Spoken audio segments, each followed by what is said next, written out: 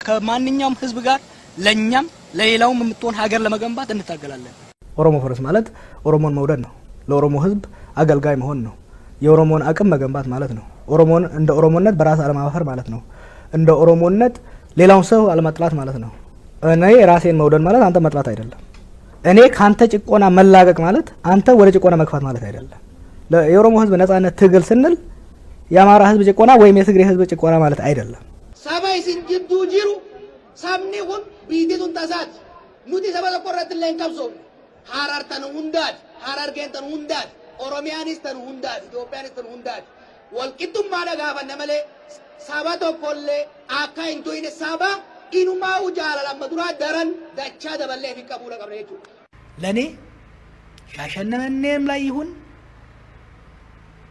ባህርዳርም ላይ ይሁን ኤቭሪዌር ሰዎች መገደል የለባቸው። ወንጀል ሲፈጸም መኮነን አለበት። አመራሮቻችንን በመከተል አዛውንቶቻችንን በማዳመጥ እርስ በርሳችን በመከባበር እዚህ ያደረስነውን ትግል ከዳር ለማድረስ ምንም የሚያገተን የለም።